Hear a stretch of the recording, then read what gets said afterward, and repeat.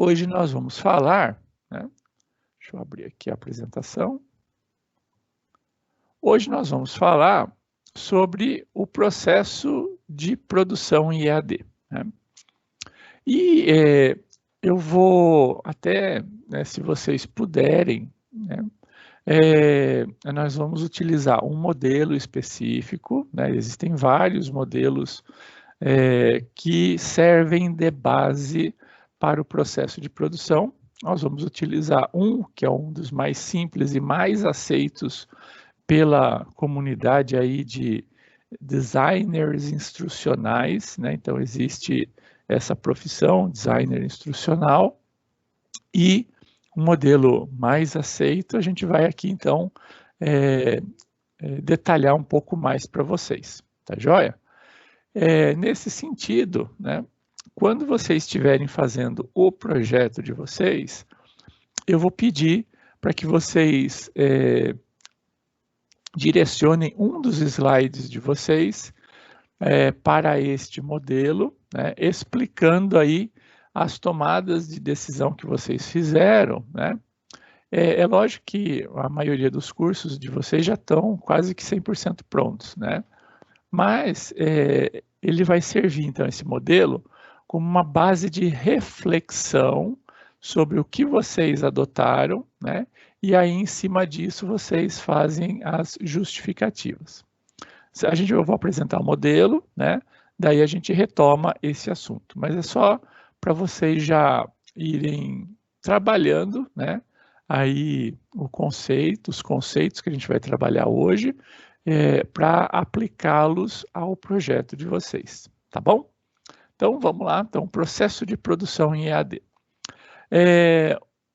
Um dos modelos, né, e o modelo mais aceito na comunidade de designer instrucional é o modelo ADIE, né,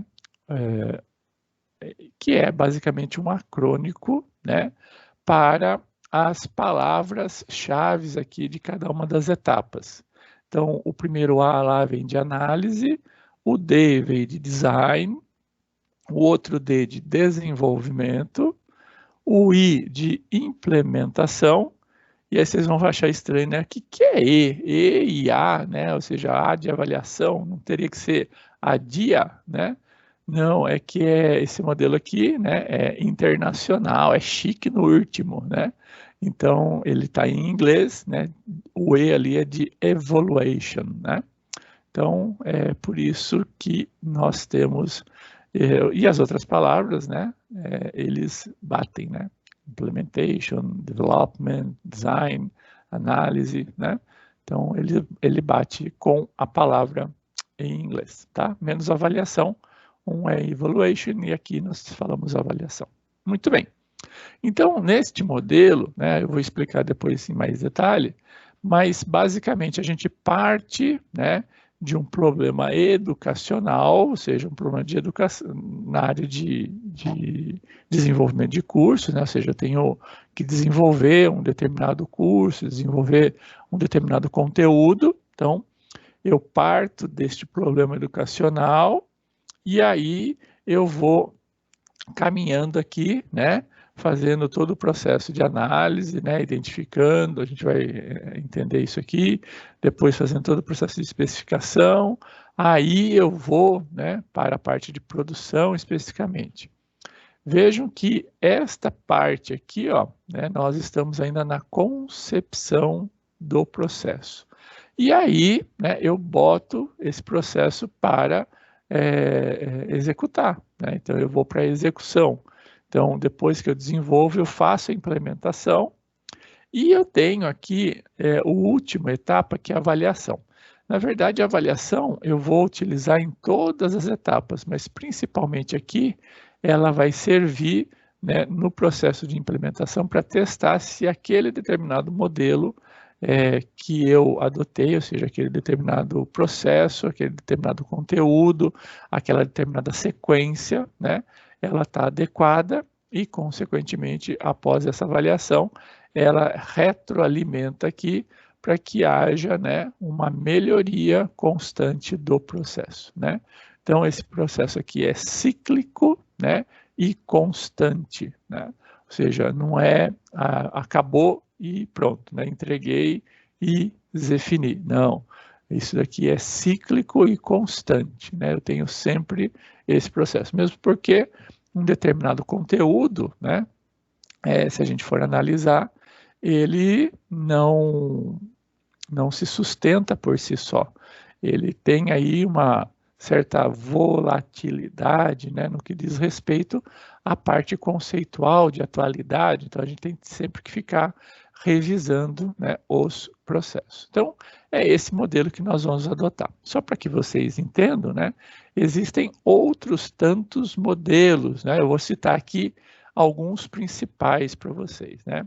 Eu vou pegar aqui, além do AD, né, 6 outros principais modelos, para que vocês conheçam, né, que vocês tenham essa ideia de que essa área, né, é intensa de pesquisa. Então, tudo que nós vemos, principalmente nas universidades, nas principais empresas, né, que desenvolvem conteúdos educacionais, a gente vai ver que existe por trás ali, né, muito estudo e muita tecnologia sendo aplicada, né? Então, não surgiu do nada. Então, aqui a gente tem basicamente esses 7 principais modelos. A gente vai adotar o AD e esses aqui são os outros. Então, tem lá o Jonathan, né? O Jonathan, ele é um pesquisador muito ativo, né? Desde a década de finalzinho da década de 80, né? Ele já atua, né, no ensino à distância. Eu me lembro que quando eu fiz o meu doutorado, eu fiz um doutorado de sanduíche lá com a Universidade do Novo México, e a minha co-orientadora lá foi a Lani. A Lani, ela trabalhava muito com o Jonathan, né, no desenvolvimento, né, de novos conteúdos e novas tecnologias para a área de educação à distância. E aí o Jonathan, né, ele, no começo lá da carreira dele, ele criou lá um processo de design instrucional, né? Então, todos aqui são processos de design instrucional, tá? E só para que vocês entendam, né? Design instrucional, ele existe, ou seja, o processo, né, de desenho da instrução, ele existe há muito tempo, desde a década de 50, né? Ele já é adotado. Eu gosto muito da concepção americana, porque eles são muito pragmáticos, né? Então, todo o processo que eles vão empreender, adotar, etc., eles tentam, vamos falar assim, compartimentalizá-lo, né? Fazer, né, estruturar este processo, né, para que ele consiga ser reproduzível, né? E aí, então, se criou, né, este conceito de design instrucional para a concepção do desenho da instrução, ou seja, da forma, do segmento, da linearidade do processo e também dos conteúdos que vão ser adotados desde a década de 50. E aí, na década de 90 aqui, o Jonathan, né, ele pegou esses conceitos e foi para a área de educação à distância e criou ali um primeiro modelo dele, que é o PDSI, né, Processo de Design de Sistemas de Instrução. Lógico que está, isso aí é em inglês, eu só fiz a tradução aqui, né, para vocês. E depois, né, com muito mais estudos, etc., em finalzinho aí da década de 90, início da década de 2000, ele criou, né, um modelo mais, vamos falar assim, que envolve, né, mais as pessoas, né, com a concepção construtivista. Ele tinha muito essa concepção de construção colaborativa do conteúdo, e aí ele cria, né, o CLE, né, que é o Constructivist Learning Environments, e a partir daí, né, ou seja, em concomitante, surgem outros modelos, do Merrill, né, Merrill é o sobrenome, né, tem lá os princípios elementares de instrução.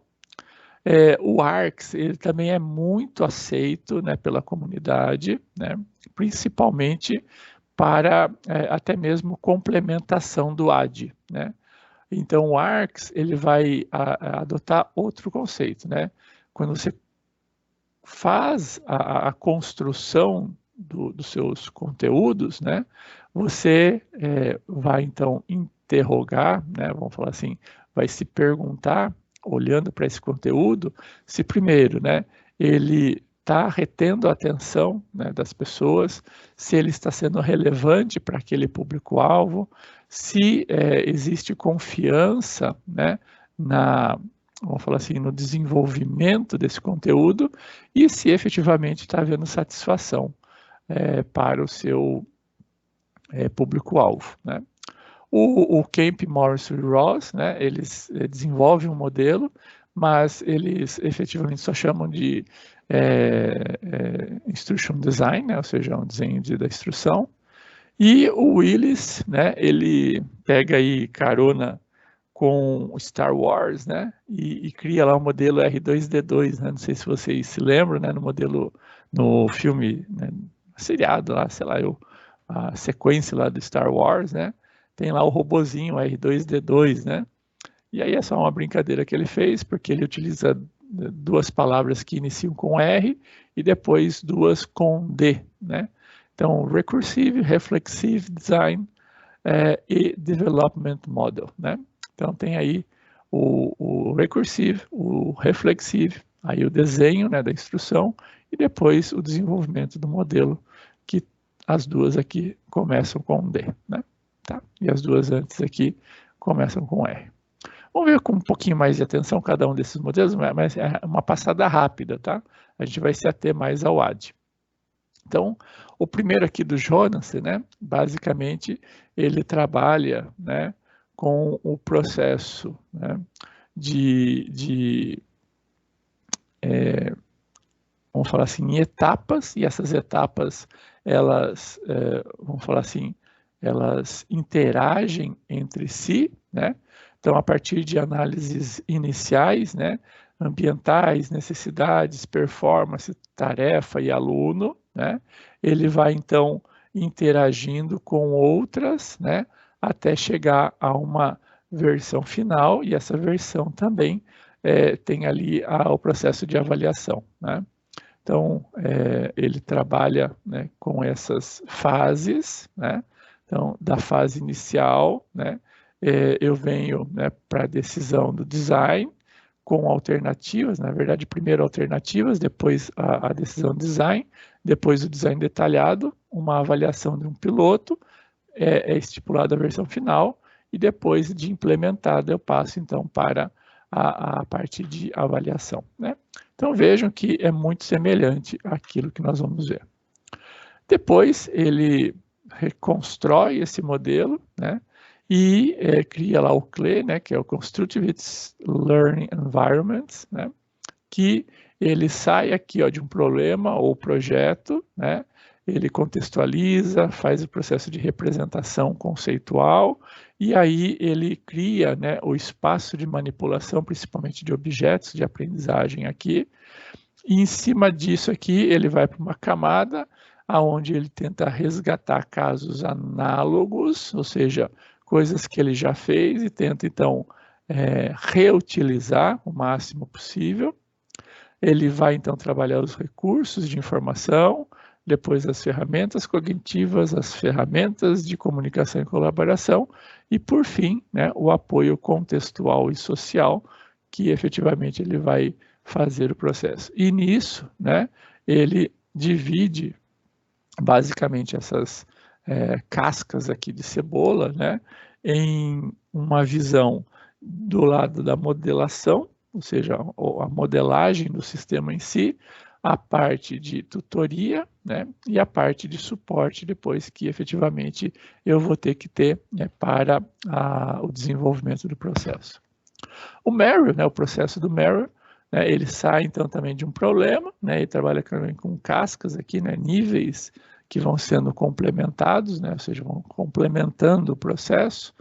Ele faz, então, a progressão, a análise, a estratégia, o desenho e a produção, né? Ele trabalha com o conceito de ondas, né? Então, ele entende que então, o pingo, né, um pingo na água, né, olha lá, ele vai criando ondas, então é mais ou menos essa ideia.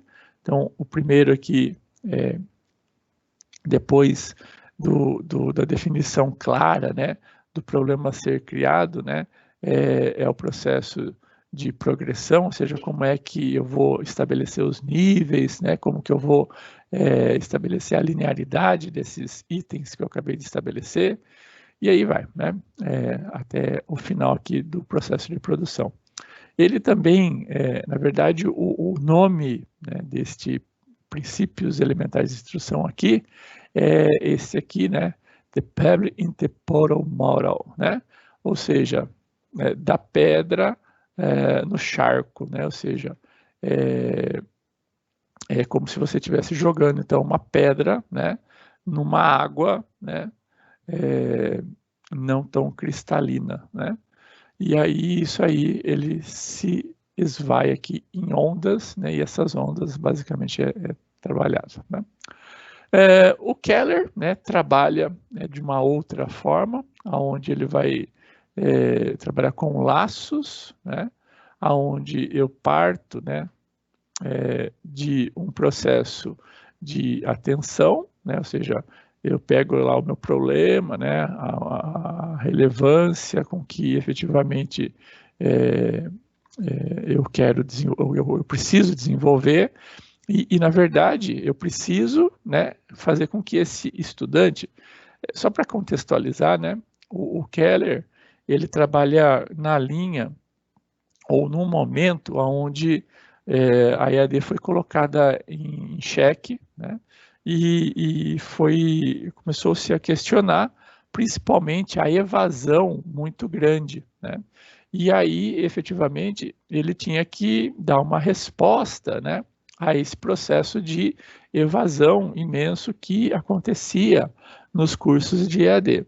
E aí, efetivamente, ele traz esse modelo para tentar, né, quando do desenvolvimento de conteúdos, você abarcar, então, principalmente, e estimular, né, a motivação do estudante para que ele, então, permaneça no curso, né, não evada.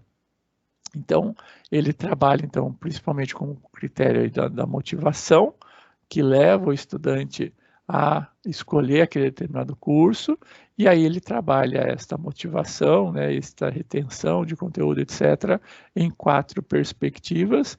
O primeiro, como que eu posso, então, gerar mais atenção, como que eu posso gerar um processo que ele vai ficar ligado a esse conteúdo, etc. Segundo, né, como que eu dou maior relevância a determinados conteúdos chaves. Então aí tem que estabelecer o conteúdo-chave e aí critérios aí de design, né? Aí eu trabalho muito o aspecto de design, não design instrucional, mas design mesmo de conteúdo, para que efetivamente aquilo dê uma maior atenção e uma maior relevância. Depois, a confiança, né? Ou seja, o aluno tem que se sentir confiante, né, ao ler, né, e prosseguir nos seus estudos, principalmente aí trabalhando avaliações que a gente chama formativas, né, para que efetivamente a gente tenha. E aqui também, como que o conteúdo pode estar preparado para que o mediador, né, consiga estabelecer laços, né, com os aprendizes para que efetivamente isso gere maior confiança e maior retenção.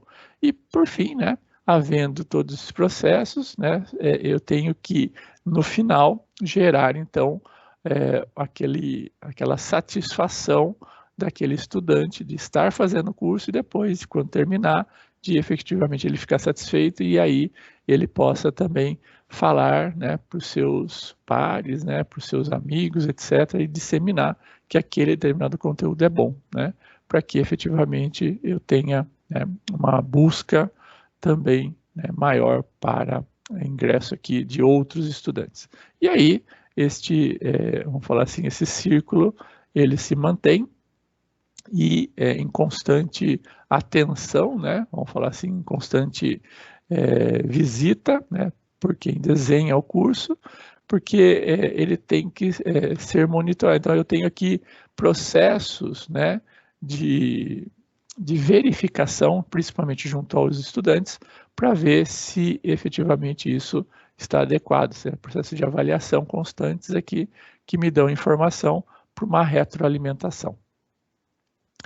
O modelo do Kempis, Moron e do Ross, né, que é apenas, eles chamam de Instructional Design, né, eles partem, né, de uma parte central aqui, desculpe, onde eles fazem, então, vão de uma necessidade, né, de instrução, as características dos alunos, aí as tarefas de aprendizagem, a definição dos objetos de aprendizagem, a sequenciação, né, dos conteúdos, depois a estratégia de instrução, o design da mensagem, o processo de distribuição e os instrumentos de avaliação.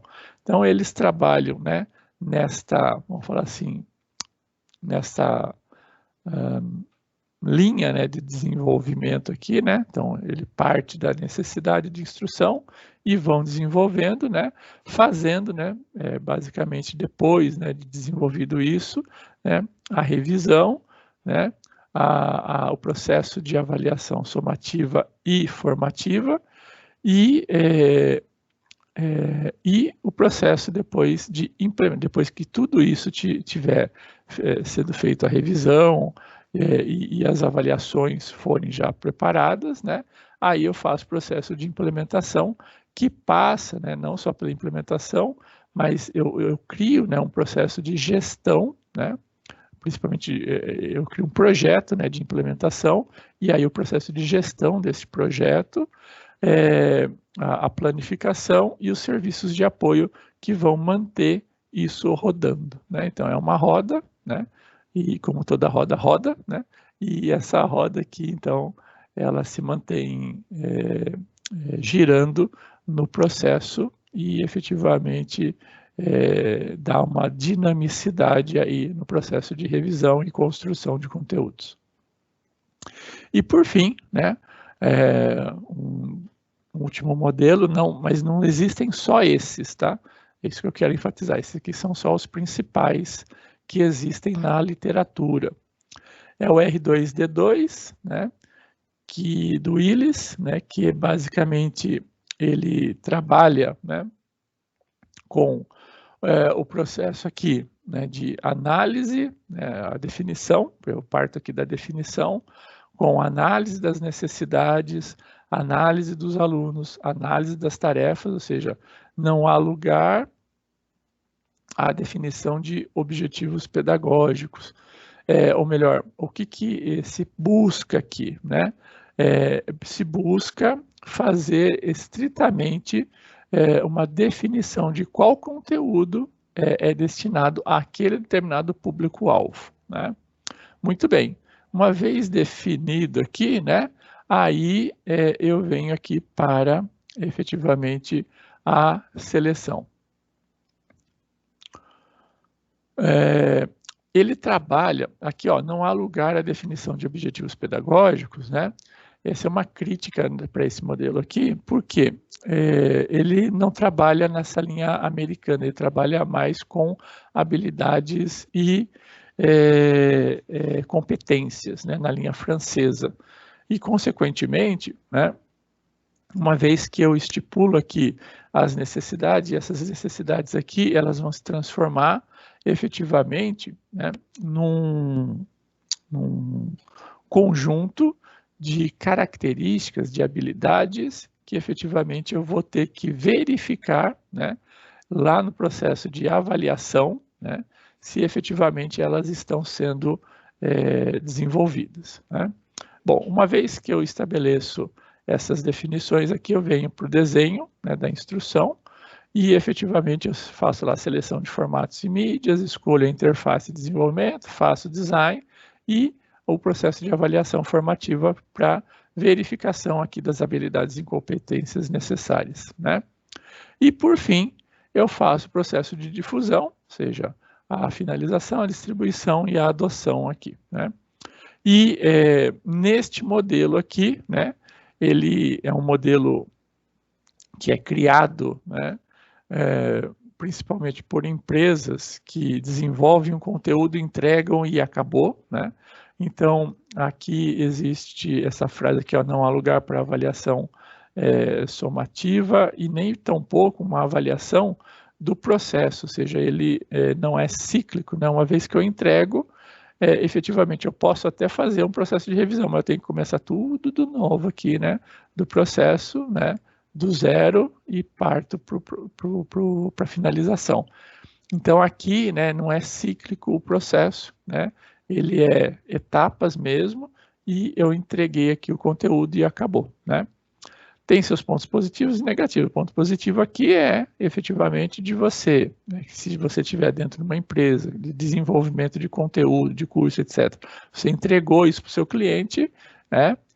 Se ele vier falar algo, né, ou seja, é muito bem documentado, etc., né, não cabe, sei lá, falhas aqui tão grotescas, né, que caibam uma revisão, mas uma vez que eu defini, né, adequadamente, entreguei o produto, né, eu entreguei aquele projeto.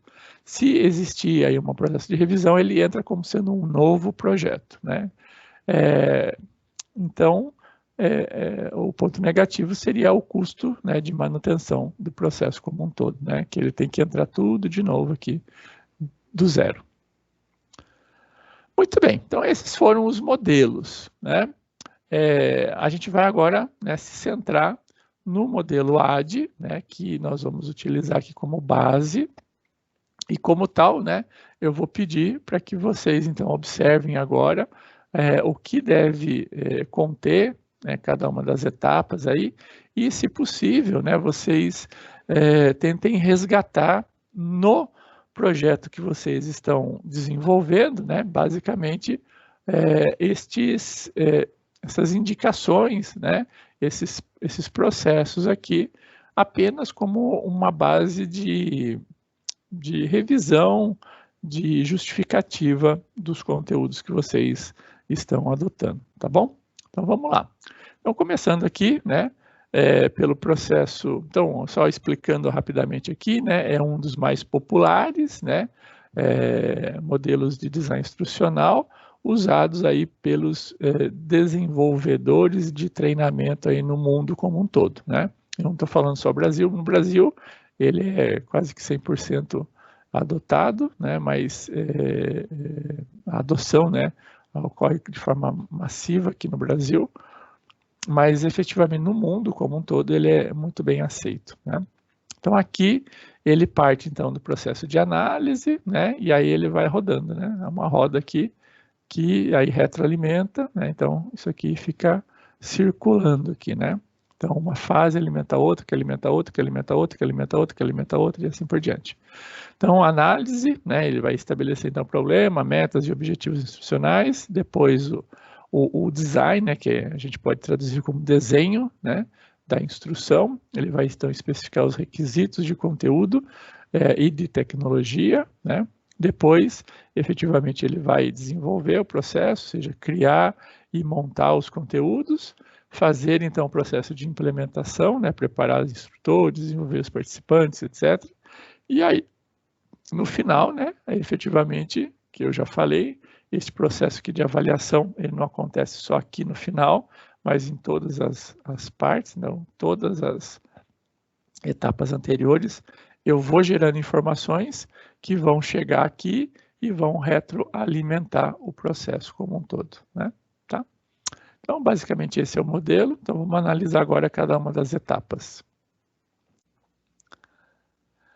Então, a primeira fase, né, a fase de análise, né, a pergunta...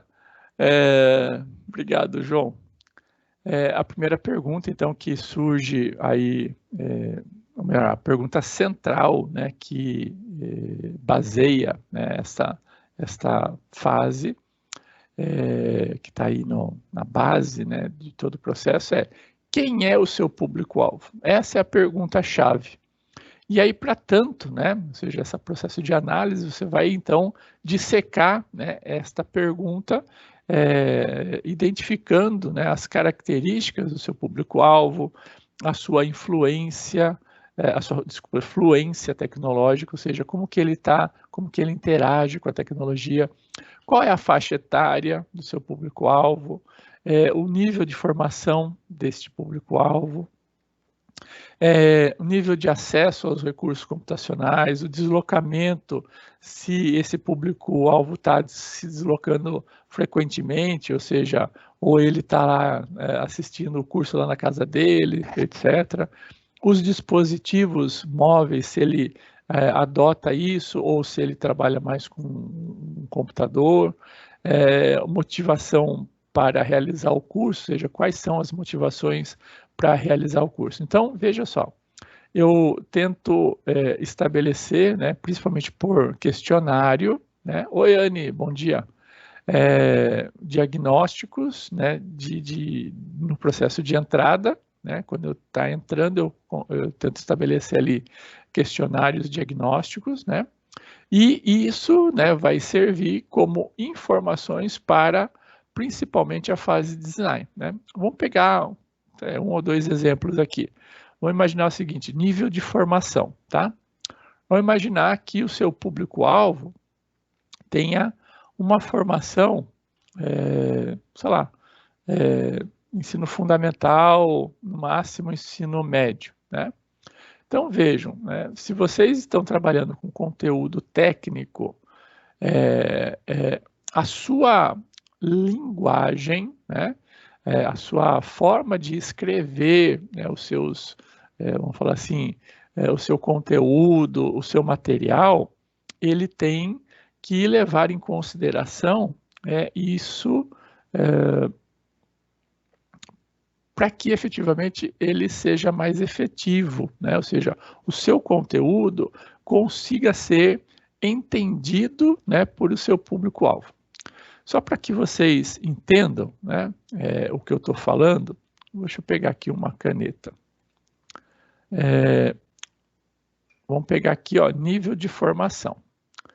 Esse determinado estudante aqui, dado, né, a faixa etária, então a faixa etária também entra aqui como sendo integrante, tá? Então a faixa etária e o nível de formação, eles vão me dar, né, por exemplo, uma característica aqui, ó, de uma determinada pessoa, tá? Essa pessoa aqui, né, ela tem basicamente um nível que a gente chama, né, ela está dentro de um paradigma, tá? Então ela está dentro de um paradigma. O que é um paradigma mesmo? A gente já viu, né, em algumas aulas anteriores, acho que na disciplina anterior, né? Um paradigma, ou seja, ela está dentro de um conjunto de conceitos, modos de fazer, que para ela aquilo é importante. E existe também um outro, né, que é a quantidade de palavras e a complexidade de palavras que essa pessoa aqui está habituada em falar, tá? Então vamos chamar aqui de complexidade, vai? Complexidade da fala. Muito bem. Esses dois itens aqui, ou seja, este mundo que ela vive, né? Este mundo que ela vive e o nível conceitual que ela tem me dão, né, basicamente, duas linhas de construção dos textos, tá? Que né, isso em linguística, né, principalmente, são chamadas, né, basicamente, dois eixos de construção, né, que é o eixo paradigmático e o eixo sintagmático, tá? Então, o eixo paradigmático, então, quando você está construindo uma frase, aquela frase está sendo construída mediante um determinado aplicação, um determinado contexto, né? Este contexto, no sentido de, vamos falar assim,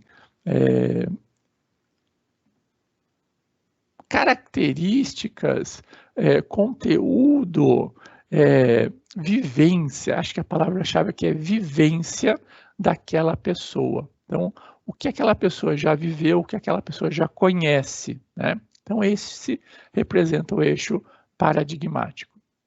E o eixo sintagmático, ele representa a complexidade das palavras, né? Então, é aqui, por exemplo, que eu vou utilizar palavras mais simples ou palavras mais rebuscadas. Então, vai depender deste eixo aonde efetivamente o meu público-alvo está centrado. Vamos pegar 2 exemplos, né? Vamos falar que você está desenvolvendo, né, um conteúdo para médicos, né? Então, vejam, ele já tem aí um nível de pós-graduação, né? Existe todo vamos falar assim, um limiar ali conceitual, existem muitos termos, né, que efetivamente eles falam, jargões, né, que eles efetivamente utilizam no dia a dia, que você tem que levar em consideração. Então, esses jargões, essas palavras, né, que a gente chama de palavras técnicas, estão no eixo sintagmático que você deve utilizar. E o paradigma, né, você tem que internalizá-lo naquele contexto, por exemplo, de ambiente ali relacionado à medicina, relacionado a hospitais, relacionado a pacientes, etc., né, todo o contexto aqui. Você não pode falar sobre outras realidades, você tem que estar centrado naquele contexto. Então, esses 2 níveis aqui, ó, paradigmático e sintagmático, vão basicamente guiar a construção, por exemplo, dos seus textos, dos seus objetos de aprendizagem, das suas animações, da profundidade com que você vai entrar no material e assim por diante. A mesma coisa é se você estiver desenvolvendo, por exemplo, um curso de finanças elementares, né, para pessoas começarem a ter ali os primeiros passos ali para controlar as finanças pessoais, né? Então, aí o público, né, vai ser bastante amplo, bastante, vamos falar assim,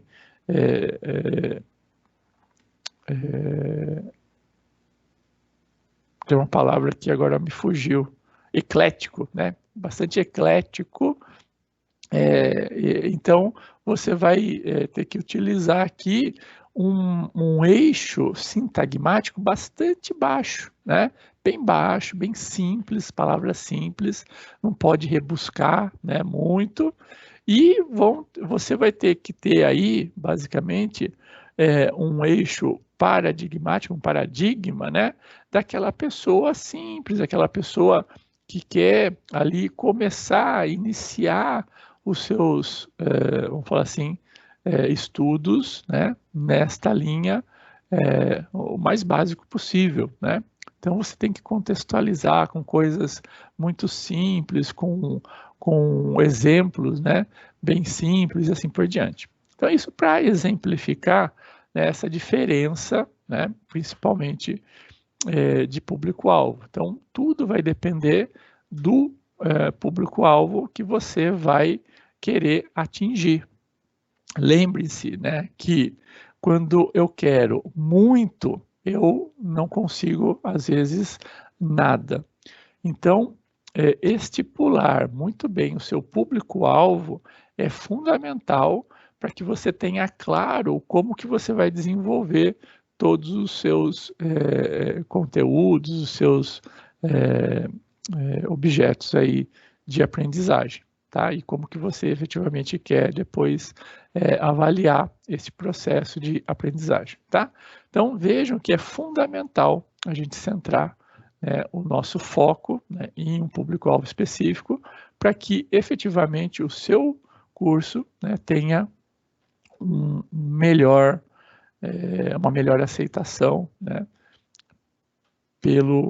por este público, né? Muito bem.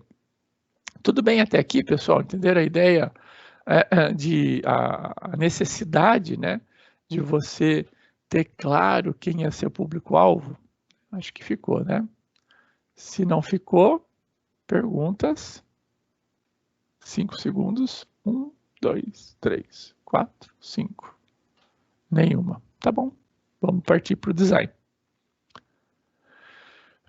Na parte de design, né, nós temos então que aqui interrogar o que deve ser produzido, né? Então, o que deve ser produzido para aquele público-alvo que nós estamos então focando o nosso curso, né? Então, aqui, essas informações, né, que você coletou, né, na parte de análise, vem para o especialista no assunto. E olha só que interessante. Não é um especialista em design, é um especialista no assunto que você está abordando. Então, se você está falando sobre matemática financeira para pessoas no seu dia a dia, né? Então, o que nós vamos ter aqui? Um especialista na área financeira. Se a gente está falando sobre, sei lá, algo relacionado à medicina, então um especialista na área de medicina e assim por diante, né?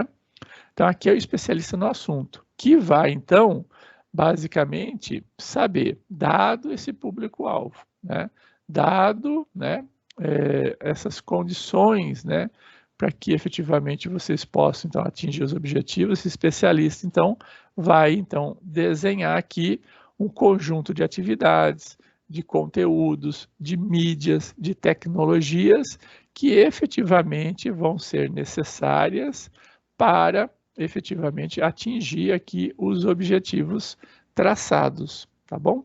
Então, esse é aqui que vão se estabelecer efetivamente o que, como, quando, né, vai ser construído, né, principalmente em termos de conteúdo e mídias que vão ser utilizadas, tá?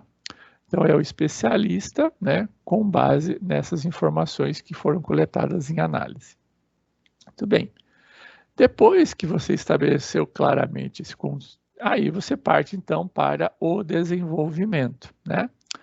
Nessa parte de desenvolvimento, aí você pode ter uma equipe, né, ali preparada. Lembram, né, que é aquela equipe multidisciplinar, né, que geralmente a gente incorpora, né, no processo, que vão atuar aí sobre determinadas ou várias perspectivas para a elaboração do conteúdo. Se você não tem essa equipe, né, própria, né, você pode então terceirizar esse processo. Então tem muitas pessoas que fazem, muitas empresas, né, que fazem só isso, né, ou seja, o design, efetivamente o desenvolvimento dos conteúdos, né. Você pode também, né, uma grande maioria, utilizar, né, os objetos de aprendizagem que são disponibilizados de forma gratuita, né, na internet, ou outros materiais, né, que eventualmente aí vocês têm que apenas resgatar lá aquele conteúdo que nós vimos de direitos legais, os direitos de propriedade lá e os direitos autorais de uma forma geral, e efetivamente abarcar aqui, né? Então, isso tudo vai ser estabelecido na estratégia de negócio, né? Como é que vocês vão atuar e em cima disso, efetivamente, vocês vão escolher.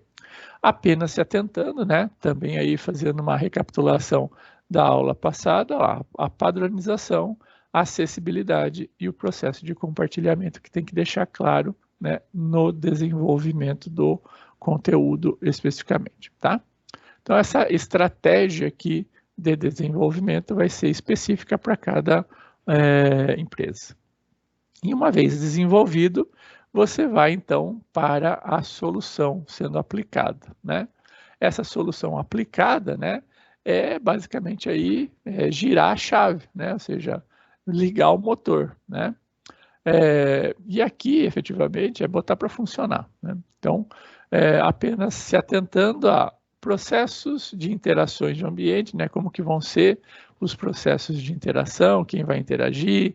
Então, isso tudo, né, tem a ver com o quê? O nosso público-alvo, né, que você efetivamente definiu lá atrás, né? Depois você criou todos os modelos e aí você só vai ter que efetivamente implementar aquilo que você já definiu. Os papéis, né, eles têm que estar muito bem estabelecidos, né, no que diz respeito principalmente aos tutores, né, aqueles que vão gerenciar o processo de aprendizagem.